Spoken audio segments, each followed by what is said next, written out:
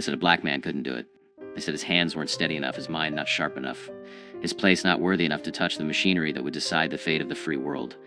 But on a cold morning in 1943, inside a sprawling factory in Detroit where the roar of industrial might drowned out the whispers of hatred, one man stood before a blueprint that would change everything. His name was David Baker, and the machines he was about to build wouldn't just help win the war, they would prove that genius has no color, that brilliance bows to no segregation, and that sometimes the greatest battles are fought not with guns, but with wrenches, slide rules, and an unbreakable will to prove the world wrong. The story begins not in the smoke and fire of European battlefields, but in the suffocating heat of Birmingham, Alabama, where David Baker first learned that the color of his skin would be both his greatest obstacle and his most powerful motivation. Born in 1915 to a sharecropper father and a schoolteacher mother who insisted education was the only weapon that couldn't be taken away, David showed an early fascination with how things worked. While other children played in the red clay dirt, he dismantled pocket watches, rebuilt broken radios, sketched elaborate mechanical contraptions in notebooks his mother bought with money she didn't have. His father would shake his head, not in disappointment, but in fear, because in the deep south of the 1920s, a black boy with big dreams was a dangerous thing. Dreams got you noticed, and being noticed got you hurt. But David's mother refused to let the world crush her son's spirit. She scrubbed floors in white homes during the day and taught David mathematics by candlelight at night, her fingers tracing equations across borrowed textbooks while outside, the world reminded them daily of their supposed inferiority. Separate water fountains, separate schools, separate futures.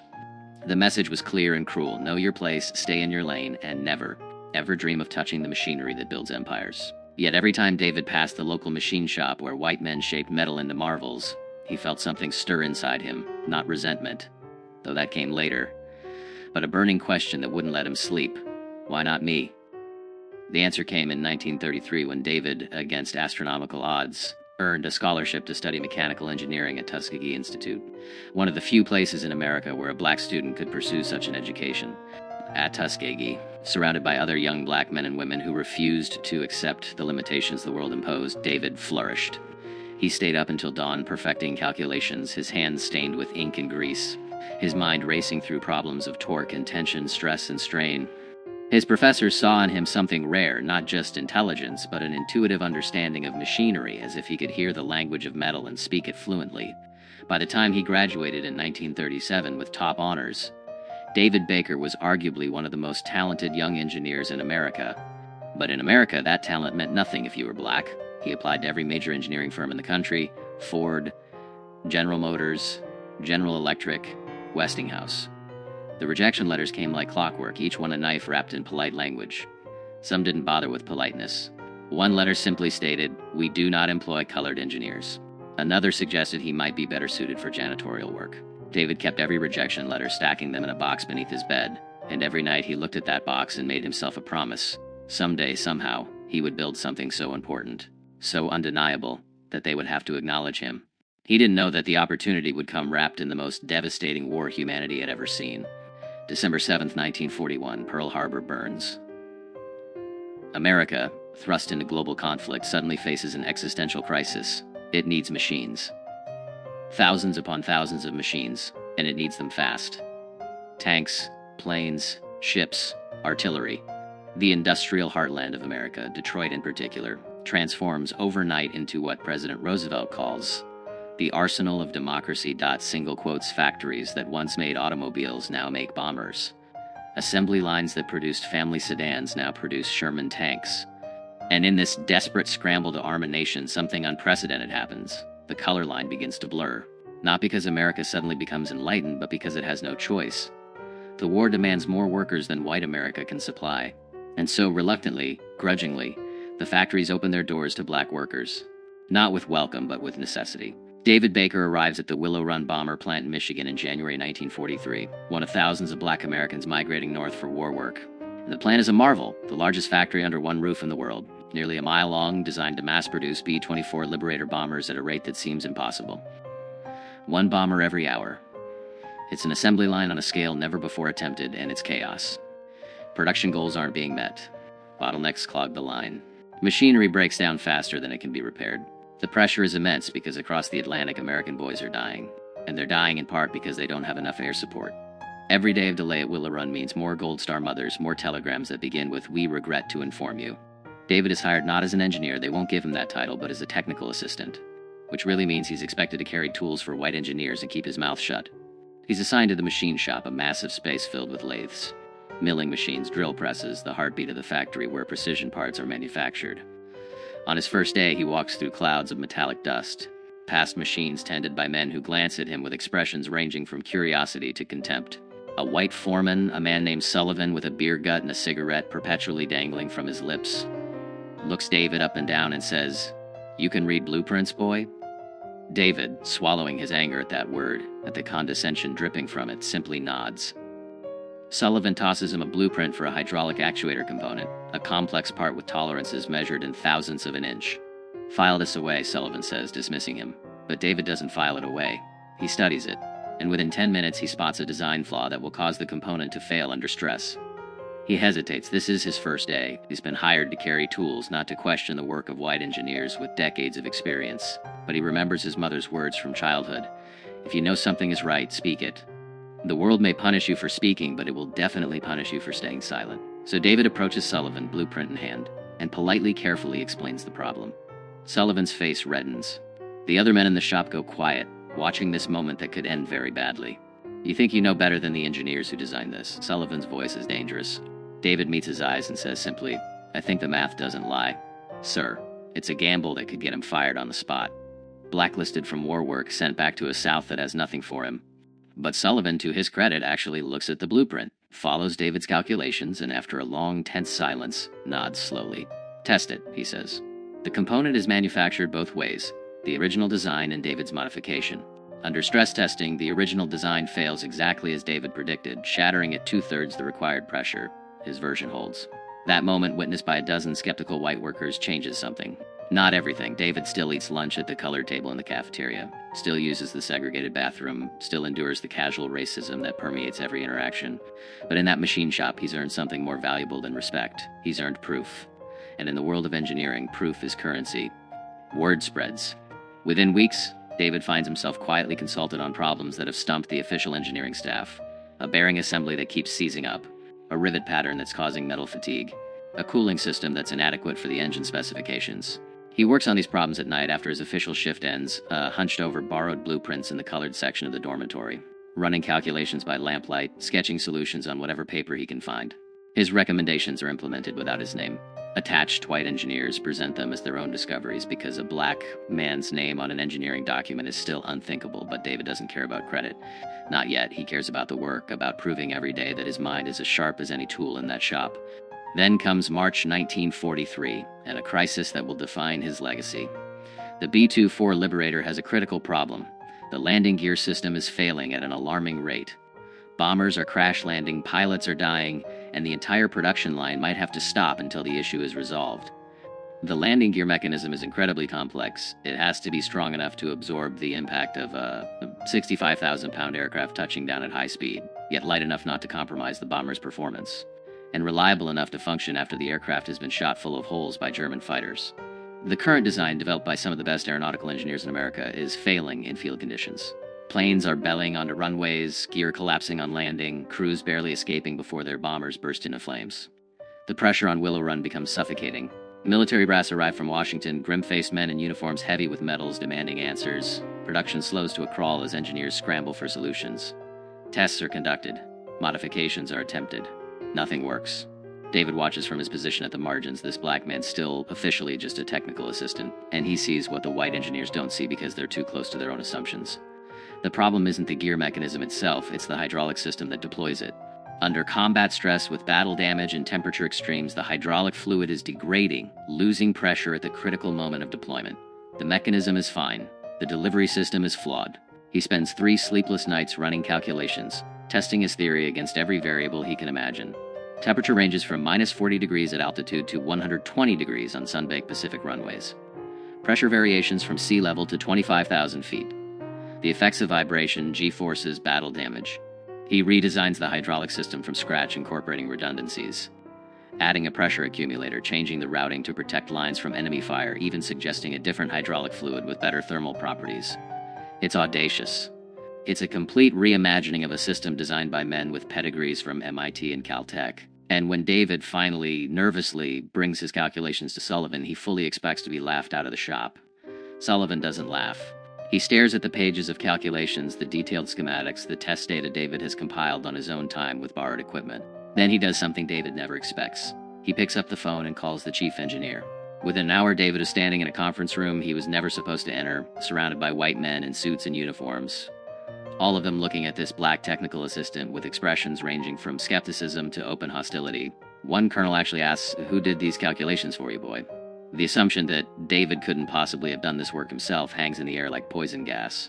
But the chief engineer, a pragmatic man named Henderson who cares more about solving problems than maintaining racial etiquette, cuts through the tension. "Can you defend this work?" he asked David. "Can you explain every decision, every calculation?" David can. For 2 hours, he walks them through his redesign, answering every technical question, defending every choice, demonstrating a mastery of hydraulic systems that makes it impossible to deny his competence. The men in that room don't want to believe him. Everything in their world tells them that a black man shouldn't be capable of this level of engineering sophistication. But the mathematics doesn't care about their prejudices. The stress calculations don't respect segregation. The fluid dynamics work the same regardless of who discovered them. And so, reluctantly, almost resentfully, they agree to test his design. 3 weeks later, a B-24 modified with David Baker's hydraulic system completes its test flight. The landing gear deploys flawlessly. Over the next month, under conditions designed to replicate combat stress, the system works perfectly, not once does it fail. The decision is made. Willow Run will implement the Baker hydraulic system on all B-24 Liberators moving forward. Bombers already in service will be retrofitted with the modification. It's a massive undertaking, but it's necessary because David's design doesn't just work, it saves lives. Over the remaining years of the war, his hydraulic system will prevent countless landing gear failures. Will bring home crews who otherwise would have died in fiery crashes. Will keep bombers operational when they should have been grounded. But here's the bitter truth. David Baker's name appears nowhere in the official record. The design is credited to the Willow Run Engineering Department, a faceless institutional entity. White engineers sign their names to the modification documents. When military officials come to inspect the improvement, they congratulate Henderson and his team, never knowing that the brilliant redesign came from a black man they wouldn't have allowed through the front door a year earlier. David watches this happen, watches his work attributed to others, and feels the familiar burn of injustice. But he also understands something that sustains him. The work itself is what matters. Somewhere over Germany, a B-24 riddled with flak damage will make it home because its landing gear deploys when it should. The crew will kiss the ground, thank God for their survival, never knowing that their lives were saved by a black engineer from Birmingham who the world tried to tell he wasn't good enough. The work doesn't stop with the landing gear. Once David proves himself, once it becomes undeniable that he possesses engineering talent that the factory desperately needs, he becomes unofficially essential. The color line still exists, he still can't eat in the main cafeteria, still can't use certain facilities, still endures the daily humiliations of segregation, but in the machine shop, a strange respect develops. White workers who would never socialize with him outside the factory start coming to him with problems. A lathe operator struggling with a complex part asks David to check his setup. A welder encountering unusual metal fatigue requests his analysis. Slowly, reluctantly, David is integrated into the actual engineering work. Though his job title and pay never reflect his contributions, he improves the engine mount assembly, reducing vibration that was causing premature wear. He redesigns the bomb bay door mechanism, making it more reliable under combat conditions. He develops a modification to the oxygen system that prevents freeze-ups at high altitude. Each innovation is small in isolation, but together they make the B-24 Liberator a better, safer, more effective weapon of war. And every improvement carries the same invisible signature. The mind of a black man who was supposed to be intellectually inferior, who was told his entire life that he couldn't think at this level, who proved through sheer brilliance that racism is a lie built on fear. The other black workers at Willow Run hear stories about David, whispered in the colored dormitory shared over segregated lunch tables. He becomes a symbol of what's possible. Proof that the limitations imposed on black Americans are social constructions, not natural facts. Young black men in the machine shop watch how David works, how he commands respect through competence, how he navigates the dangerous space between asserting his worth and staying safe in a racist world. It's an exhausting tightrope walk, demanding constant calculation of when to speak and when to stay silent, when to push back against injustice and when to swallow pride for survival. But David walks it with a dignity that inspires everyone who sees him. Then comes D-Day, June 6, 1944, and the massive invasion of Normandy. The B-24 Liberators that David helped perfect fly countless missions over France, providing air support for the troops storming the beaches, bombing German positions, disrupting enemy supply lines. In the days and weeks following the invasion, as Allied forces push deeper into Europe. These bombers become crucial to the war effort. And though history will remember the generals and the infantry, the pilots and the bombardiers, no one will remember the black engineer in Detroit whose hydraulic system kept those planes flying, whose engine modifications gave them a few extra miles of range, whose countless small improvements added up to saved lives and successful missions. By the spring of 1945, as Allied forces close in on Berlin and victory becomes inevitable, David Baker has spent over 2 years at Willow Run. He's worked 70-hour weeks, sacrificed sleep and health, endured racism that should have broken him, and produced engineering work that would have made him famous if he'd been born white. The factory's built over 8,600 B-24 Liberators, each one carrying pieces of David's genius into battle. The war in Europe ends in May. Victory over Japan follows in August. And suddenly the industrial machinery that defined David's life for years begins to slow down. The factory starts laying off workers. The need for bombers evaporates overnight. And the black workers who were so desperately needed during the crisis are the first ones shown the door. David receives his termination notice in September 1945, along with thousands of other black workers who powered the arsenal of democracy but are no longer needed. Now that democracy has been saved, the notice thanks him for his service as a technical assistant and provides 2 weeks severance. There's no mention of his engineering contributions, no acknowledgement of the innovations that saved countless lives, no offer to retain him in the post-war era when factories will go back to making cars. Sullivan, the foreman who initially doubted David but grew to respect him, finds him in the machine shop on his last day.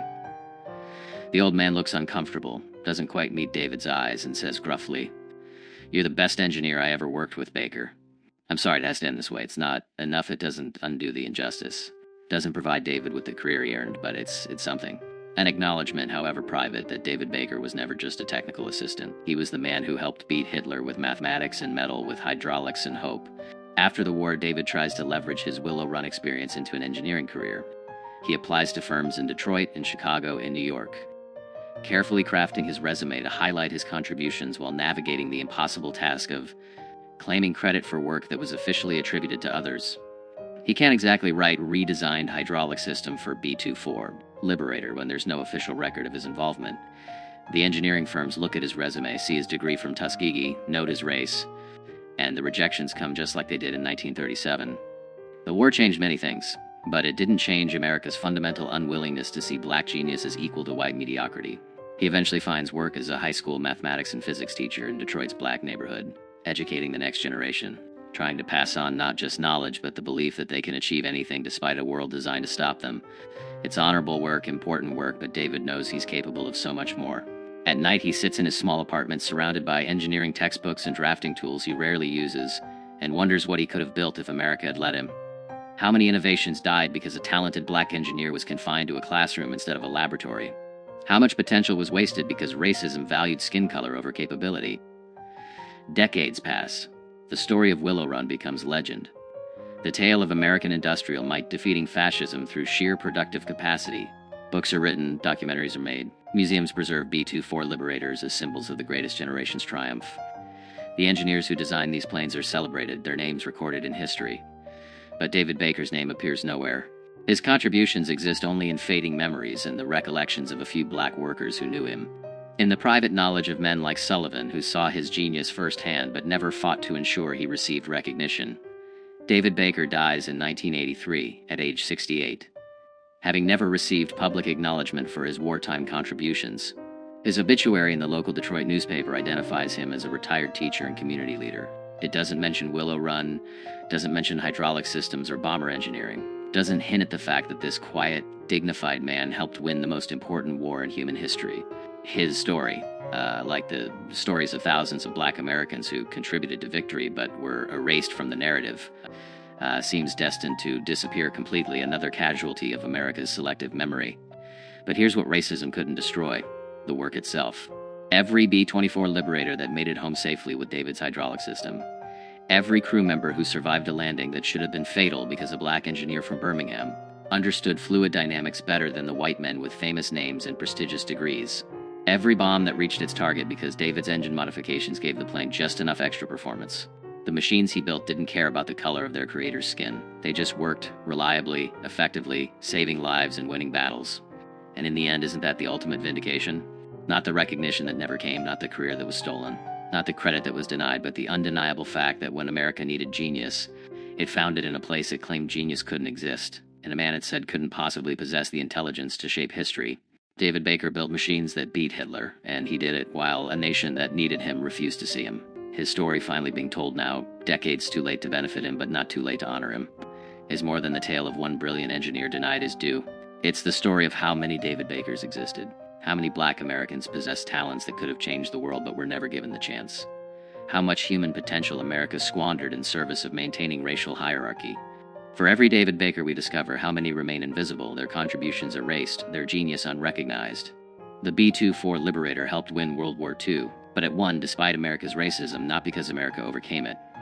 And the men and women who built those planes, who designed their systems, who solved the engineering problems that kept them flying, many of them were black Americans whose names we'll never know, whose brilliance was stolen by a society that couldn't admit they possessed it. David Baker deserved better. He deserved to sign his name to his designs, to be celebrated as the engineering genius he was, to build a career worthy of his talents, to see his children grow up knowing their father helped save the world. He deserved to live in an America that judged him by his capabilities rather than his color.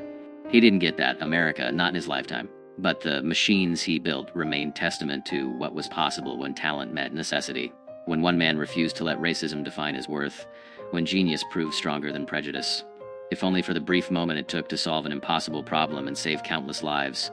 If this story moved you, please take a second to like this video. It truly helps us keep these untold stories alive.